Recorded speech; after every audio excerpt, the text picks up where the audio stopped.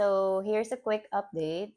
And honestly, this one caught me off guard. So right after I filed my offer and deposit case, my property management suddenly reached out. So I received both a formal email and a text message from her. The email was very straightforward. It's confirming that they are now agreeing to my 5% compromise. It also included instructions to prepare for the 6 checks plus an additional check for the admin and renewal fees. But then the text message was a bit confusing to me because in the message, she was saying that, they were still in the process of discussing my 5% offer with the landlord. She was questioning why I was suddenly rushing to file a case with RDC, or the Rental Dispute Center.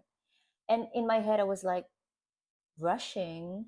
Like, girl, we've been going back and forth for almost 3 months now. We've been negotiating for that long. And every time I send an email or a text message, it would take them days to respond. And most of the time, I have to follow up just to get an update.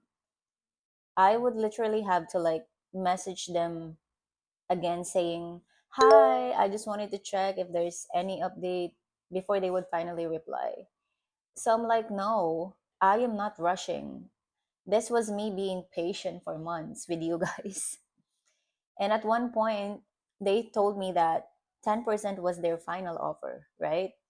So I clearly said I couldn't agree to that, but I still offered the 5% increase as a compromise. Again, even if I don't have to, because by law, there should be no increase for my unit this year. And when they refused that, then I explained that, well, then my only option left was to proceed legally through offer and deposit. And she asked me to send a formal email, which I did the next day.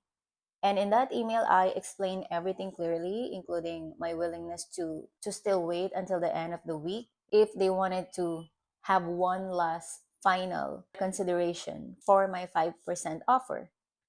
And I sent that on a Wednesday, so they had like Thursday and Friday to respond to me. But again, no reply. So of course, Friday evening, I decided to proceed and file the case because I was left with no other options, right? And now suddenly, after I filed, they changed their mind. They are now being very cooperative. So I responded to her and said that I've already filed the offer and deposit case since I did not receive any update from them last week. If they can send me the updated contract reflecting the 5% agreement, I am open to withdrawing the case. And at that moment, I was honestly just feeling exhausted as well because I was at work on a night shift and I have already exhausted my energy. I was really not feeling my best when I was reading the email, the message, and I was trying to respond. So I just sent the message and left it at that. But when I woke up, I started questioning myself like, did I do the right thing? All of a sudden, I was feeling really confused, with how I responded to them. So I tried to reach out to the staff from the trustee center who assisted me. I asked about the process of withdrawing a case. He told me that my case is still under review. I also tried to access it online and open, and I see that it's still under review and that no official confirmation has been sent yet. And then he said once it's approved, all parties, including me, him, and the property management, will receive notifications. Then I explained that my landlord is now willing to compromise. And then he asked me if they agree to the 0%, and I said no, they did agree to my 5%. And then after that, he has not responded yet. So now I'm here thinking and making this video. You see, if I withdraw the case, even if I don't withdraw and still continue with the case, I will still not get the money back. like it's gone forever. But at the same time, it might help maintain a better relationship with my landlord and the property management if I decide to withdraw and agree and continue with the 5%. The good thing about all of this is that they finally know where I stand, that I'm not stupid. I'm not a stupid tenant. Like, I know and understand my rights. Another thing that I found out during this whole process is the admin and renewal fees.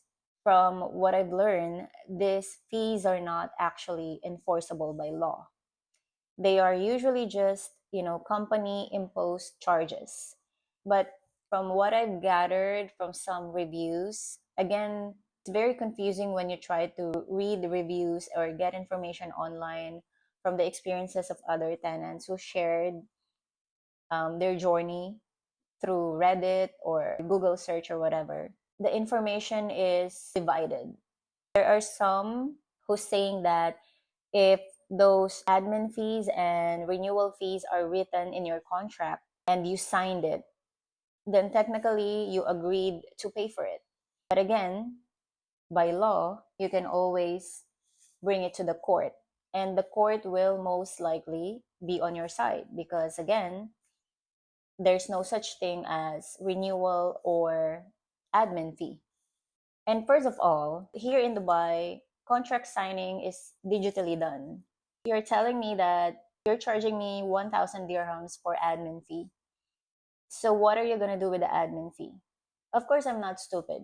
Okay, I know that it's not an admin fee. I know that it's a commission fee.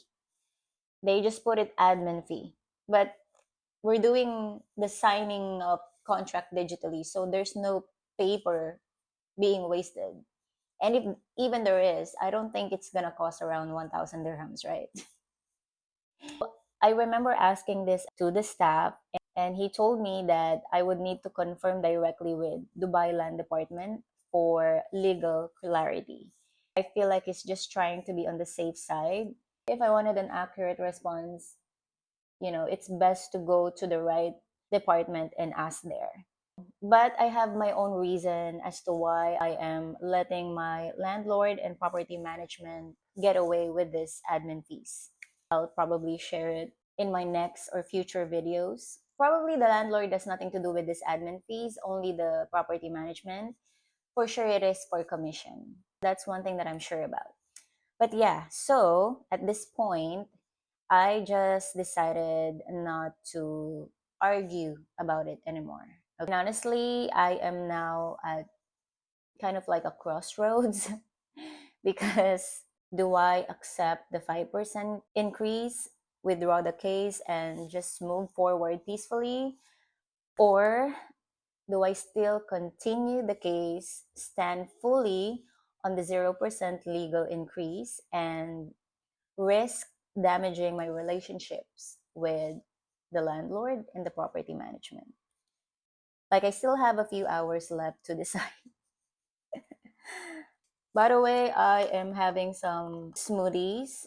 This contains strawberry, raspberry, blackberry, blueberries, and banana. So I'll just have my matcha later after this. So, one thing I realized through all of this, when I went to the trustee center last Monday to file for this offer and deposit, there is something that I noticed. I did not see Asians there. I did not see a single Asian in that building. And that really stayed with me because this is a place where, people go to stand up for their rights, to fight for their rights, to protect themselves legally. And yet, very few of us are there. I did not see any Asian at all, Asian looking person. I could be very judgmental and very, probably there's some Asian there, but so less that it's so unnoticeable to me. And it made me realize how many of us are probably just accepting things, like even when they are not right. even if we know that we are already being violated. We just let things happen. We just let landlords and property management take advantage of us. We just let them increase our rent every single year without saying a single word because we don't want conflict. We don't want stress, or we're simply afraid, to deal with all of this. We are so afraid of the word judge, court, law. Opening a case sounds so intimidating for all of us. And I get that. Like, I really do, because before this, I would have felt the same way. But now that I understand my rights, everything feels less intimidating to me now. Like, this whole process is actually normal. They told me from the center that this happens every single day. So landlords and property management, they all have to deal with this every single day. Like, it's a normal thing for them. There's nothing personal. It's just pure business. Like, they try their best to increase a rent, and if a tenant just do nothing and agrees to it, then no problem. But if a tenant is smart enough to fight for her right and file the case, then they have to go there, try to dispute and communicate and deal with it. It's part of the business of real estate, of renting, managing a property, all this stuff. So whether I decide to withdraw the case or continue with it, I'm still proud of myself for getting to this point, because at the end of the day, I stood up for myself. At the end of the day, my landlord and the property management is now aware that they can just play with me, that I am someone who is willing to take the extra mile, the extra step. So, yeah, I guess that's the update for now. I will keep you posted on what happens next, and hopefully we get a good ending to this. Thank you for watching. See you.